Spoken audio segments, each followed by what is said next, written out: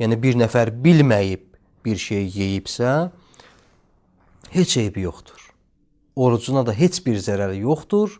Yadından çıxarıb orucdur, götürüb qəşəng doyunca yeyib. Orucu batil deyil.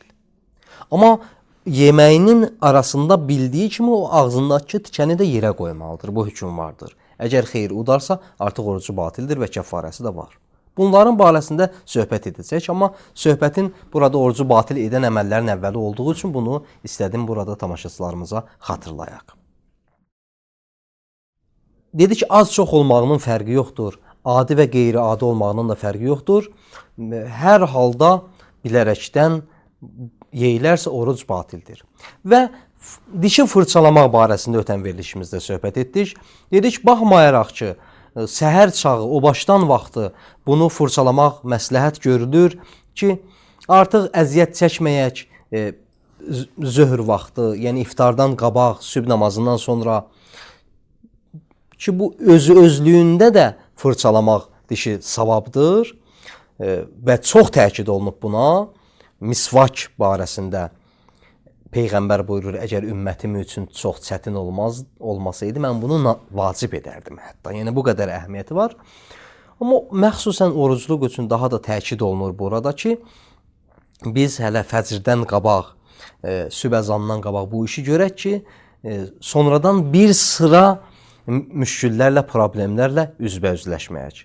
Onlardan biri budur ki, yemək yemdikdən sonra dişimi fırçalamamışam və dişimin təxlil deyirlər, dişimin dibini təmizləməmişəm və yeməklərin tikələrindən qalıb. Vacibdirmi bunu təmizləmək yada düşən zaman? Xeyr, heç də vacib deyil. Lazım da deyil, dedik. Amma baxmayaraq ki, məsləhət gördük. Amma bir zaman bəli vacibdir. O nə vaxtdır? Dişimin dibində xörək qalıb. Və yəqin bilirəm ki, bu gedəcəkdir mənim boğazıma. Yəni, udacam bunu. Bunu yəqin bilirəm. Buyururlar, burada vacibdir. Əgər hətta təmizləməzsə və udarsa, yəni elmi ilə müvafiq olaraq, elmi də düz olarsa, bunun bildiyi də ilə həyata keçərsə, udarsa, hətta orucu da batildir. Amma xeyr, dişinin dibində qalıb yemək tikələri, yemək qırıntıları. Lakin yəqin bilmir ki, bunu udar. Ehtimal verir, mümkündür geçsin, udsun, mümkündür udmasın. Lazım deyil, vacib deyil təmizləmək. Hətta sonradan udsa da belə bilmədən orucu səhihdir, orucu düzdür, heç bir problem yoxdur. Və yenidən mən burada təkid edirəm ki, eyni zamanda dişi fırçalamaq adi hallarda təkid olunmuş müəkkəd müstəhəbbidir və çox da təkid olunur, ümumiyyətlə tövsiyə olunur ki, Ramazan ayında daha da buna çoxlu diqqət edilsin. Yeni bir məsələ burada bundan ibarətdir ki, bəzən sual olunur ağız suyunun udulması barəsində. Əlbəttə, bunu tamaşaçılarımız bu barədə bilirlər. Suallar başqa yerdən qaynaqlanır. O da bundan ibarətdir ki, ağız suyunu udmağın ki, eybi yoxdur, şübhəsiz. Normal halda udduğumuz kimi udacaq. Bəzən görürsən ağızda qeyri-adi sular yığılır. Bu barədə suallar olur və müctəhidlərin də diqqətini cəlb edib bu barədə yəni sözləri vardır. Və ya bəzən də görürsən süni formada ya susuzluqdan ya hər halda süni formada ağzına su yığır. Əlbəttə daxildən ağzının suyunu. Misal üçün bir turş bir şeyi təsəvvür etmək kimi və ya bir turşuya baxmaq kimi təsəvvürlərlə və belə əməllərlə ağzında su toplanır və bunu udur. Bunun hökmü nətərdir? Buyururlar və bu arada sual verilir. Bunun da eybi yoxdur. Baxmayaraq ki, bu halda ehtiyat budur ki, bu cür olmasın. Yəni nə? Yəni ağızda su çox toplaşarsa öz-özlüyündə. Yaxşısı budur udulmasın. Ehtiyata müvafiqdir bu. Dedik fətva budur ki, eybi yoxdur. Amma ehtiyata müvafiqdir ki, udulmasın. Və məxsusən əgər özün süni şəkildə o suyu yaradarsansa, vurduğum misallarda, burada daha da ehtiyata müvafiqdir, o udulmasın, çölə tökülsün. Bu bir məsələ. Amma yenə də təkrar edirəm ki, orucu batil etmir əgər udarsa.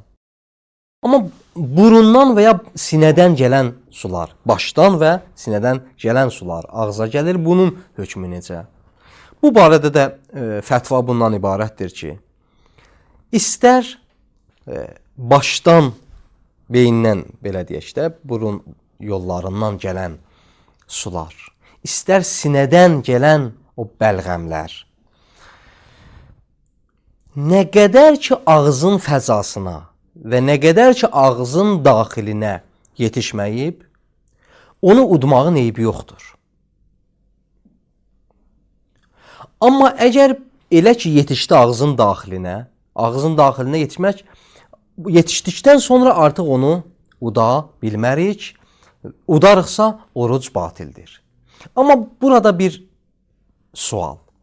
Ağzın daxilinə və fəzasına yetişməkdən məqsəd nədir? Bəzən mənim özümdən şəxsən bu arada, yəni təcrübi baxımdan, praktiki baxımdan bunu soruşurlar ki, yəni biz nə haçan bilək ki, bu ağzın daxilinə yetişdi? Yəni çünki daxildədir, bir qədər çətindir onu ayırmaq bəziləri üçün. Elə bilirəm ki, çox da çətin deyil, o bundan ibarətdir. Ağzın daxilinə yetişməkdən məqsədi budur ki, artıq onu atmaq imkanı var. Çölə atmaq imkanı var. Amma nə qədər ki çölə atmaq imkanı yoxdur, məlumdur ki, hələ boğazdadır, hələ burun yollarındadır. Bəli, bunu daxilə ötürməyin heç bir eybi yoxdur, orucu batil etmir.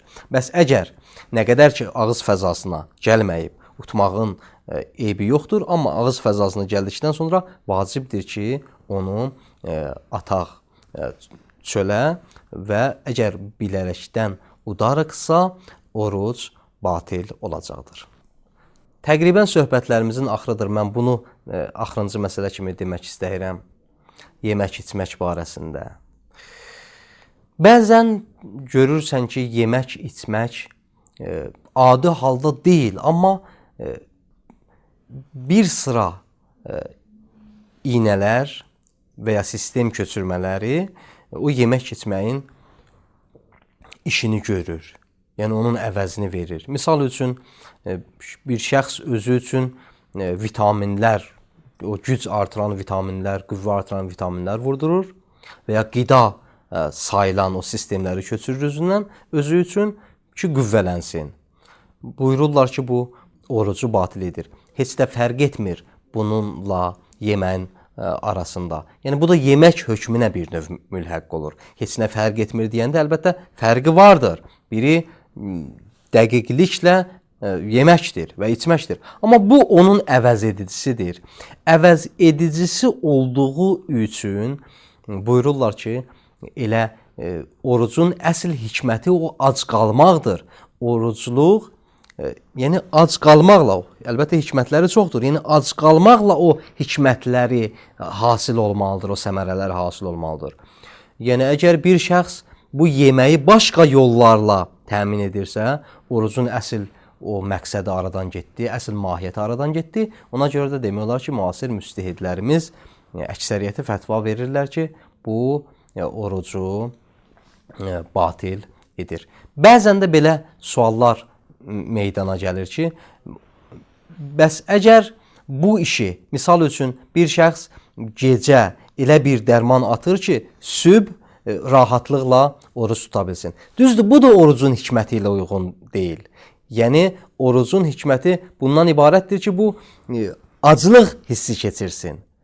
Amma bu orucu batil etmir. Yəni, bu sübhün orucuna zərəri yoxdur. Çünki bu demək olar ki, oxşayır o şəxsə ki, elə imsak zamanı səhər yeməyi yeyərkən, o başdan yeməyi yeyərkən güclü yeməklər yeyir, həddindən artıq yemək, normadan artıq yeməklər yeyir ki, orucunu rahat tuta bilsin. Yəni, əxlaqi baxımdan bunlar tövsiyə olunmur. Çünki orucun hikməti aradan gedir, orucun əsl səbəbi aradan gedir, orucun insana lazım olan səmərələri aradan gedir. Amma fiqhi baxımdan, hökm baxımdan bu orucun batil olmağına səbəb olmur. Bununla da bugünkü verilişimiz burada sona yetir. Allah ibadətlərimizi, itaətlərimizi bizdən və sizdən qəbul eləsin. Sizin hamınızı Allaha tapşırıram. Vəssalamu aleykum və rəhmətullahi və barakatuhu.